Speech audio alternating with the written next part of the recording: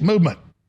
The transgender movement has conquered American life. Activist teachers have converted classrooms into propaganda. Influencers are driving billions of social media impressions, and doctors are cutting up kids in the name of gender-affirming care. The story goes deeper than you might imagine, featuring rage-filled intellectuals, a trans billionaire benefactor, and large-scale medical experiments in a Detroit ghetto. This is the story of the transgender empire, how it came into being, and how it hopes to change the face of American society forever. In order to understand what's happening with the trans movement, we have to begin with a short history lesson. In the late 1980s, a group of writers, including Judith Butler, Gail Rubin, Sandy Stone, and Susan Stryker, established the disciplines of queer theory and transgender studies. They argued that gender was a social construct used to oppress racial and sexual minorities. They denounced the categories of man and woman as a false binary that upholds a system of heteronormativity, the white, male, heterosexual power structure. These writers made the case that these systems must be ruthlessly deconstructed and turned to dust. And the most visceral, dramatic way to achieve this is transgenderism. If a man can become woman, if a woman can become man, they believed, the entire structure of creation could be toppled. A trans movement manifesto is intended as a secular sermon that unabashedly advocates embracing a disruptive and refigurative genderqueer or transgender power as a spiritual resource. This is Susan Stryker, one of the founding theorists of the trans movement. In her best-known essay on performing transgender rage, Stryker argues that the transsexual body is a technological construction that represents a war against Western society. I am a transsexual, and therefore I am a monster, Stryker writes. And this body, Stryker says, is destined to channel its rage and revenge against the naturalized heterosexual order, against traditional family values, and against the hegemonic oppression of nature itself. There's something important to understand here. The transgender movement is inherently political, using the construction of personal identity to advance a collective political vision. Some trans activists even believe their movement represents the future of Marxism. In a collection of essays titled Transgender Marxism, Rosa Lee argues that trans people can serve as the new vanguard of the proletariat, promising to abolish heteronormativity in the same way that orthodox Marxism promised to abolish capitalism. Lee writes,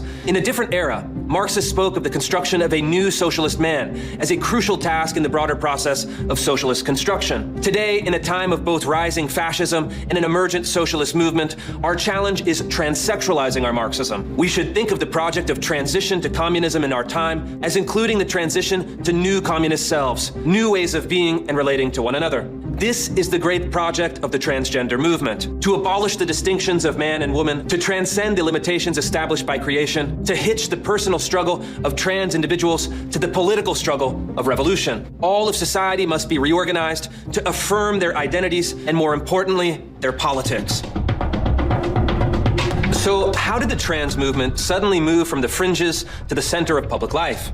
Because they built one of the most sophisticated ideological pipelines in American politics. It begins with a flood of cash. In recent years, some of the wealthiest people in the country have spent enormous sums of money subsidizing the trans movement. Jennifer Pritzker is one of them. Pritzker, born James Pritzker in 1950, served a career in the United States military and inherited a sizable part of the Hyatt Hotel fortune. In 2013, Pritzker announced a male-to-female gender transition. The newspaper celebrated Pritzker as the first trans billionaire, and almost immediately, Pritzker began donating untold millions to universities, schools, hospitals, and activist organizations to promote queer theory and trans medical experiments. Meanwhile, Pritzker's cousin, Illinois Governor J.B. Pritzker, signed legislation pushing radical gender theory in the state education curriculum and directing state Medicaid funds towards transgender surgeries. Here's Governor Pritzker speaking to an audience of trans activists.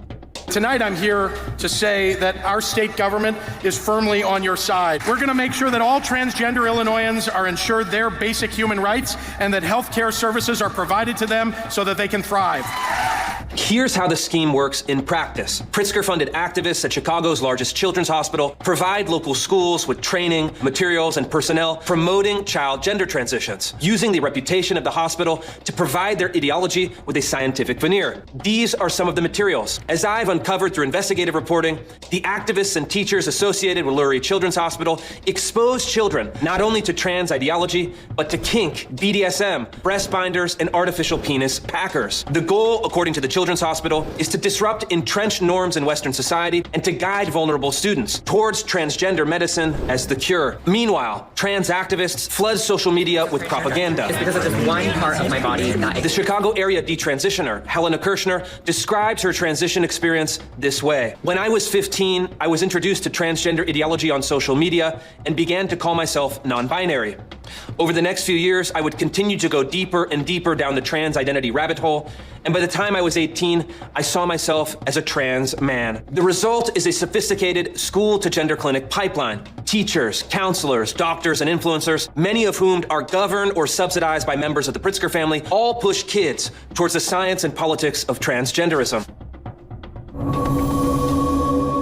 Highland Park, Michigan is one of the poorest and most miserable cities in America. It's nested within the city of Detroit and has been plagued by poverty, violence, crime, and death for decades. The city can't even afford to keep the streetlights on.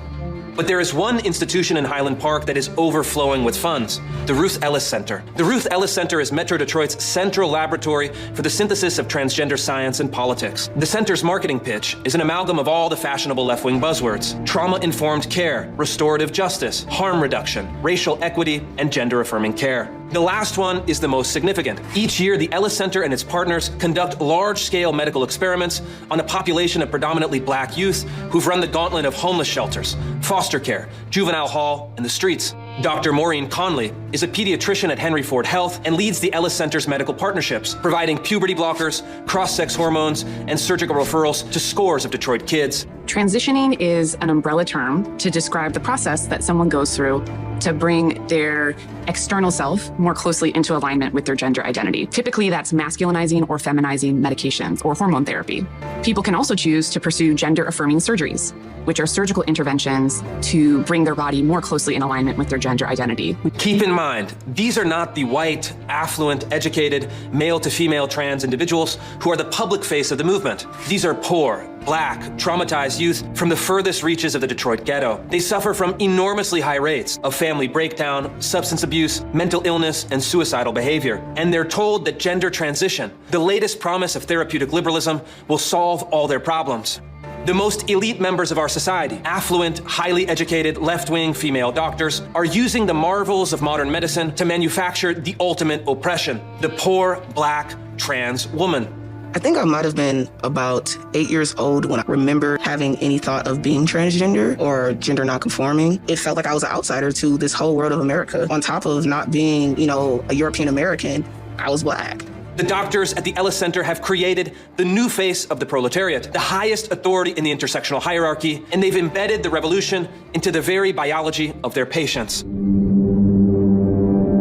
In 1818, the novelist Mary Shelley wrote a book titled Frankenstein, or The Modern Prometheus. The premise of the book is that modern science, stripped from the constraints of ethics and nature, will end up creating monsters. The trans-affirming doctors are the postmodern iteration of Dr. Victor Frankenstein. They promise salvation through transition, but end up creating disaster. I think what we're becoming very known for at OHSU is genital surgery. And a prime example of that is a procedure called phalloplasty, which is the creation of a penis. Dr. Blair Peters is a plastic surgeon who uses he, they pronouns and performs transgenital surgeries at the publicly funded Oregon Health and Science University. Peters specializes in phalloplasty, the creation of an artificial penis, and vaginoplasty, the creation of an artificial vagina. And we now have a robotic vaginoplasty program.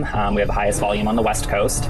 And this has been a kind of game changer for patient care, as we're now able to provide 2 cases a day in a single. But the most revealing surgery performed by Dr. Peters and his colleagues is known as nullification. In this procedure, doctors perform a castration or a vaginectomy on the patient, then create a smooth, continuous skin covering from the abdomen to the groin, reducing the genitalia to nothing. This barbaric procedure is the perfect symbol for the ideology itself. Nullification is the pursuit of the Latin nullum, meaning nothing. And that is exactly where trans ideology ends. A profound nihilism that denies human nature and enables barbarism in the name of progress. Although this movement enjoys a certain measure of elite support, there is no doubt it will end in tragedy. Jennifer Pritzker, Maureen Connolly, and Blair Peters occupy the heights of power and prestige, but like Dr. Victor Frankenstein, they will learn a hard lesson. No matter how advanced their castration machines become, the trans activists and doctors cannot abolish the reality of man and woman. They cannot transcend the limitations of creation, and to the extent that they try, they will elicit the same heartbreak and alienation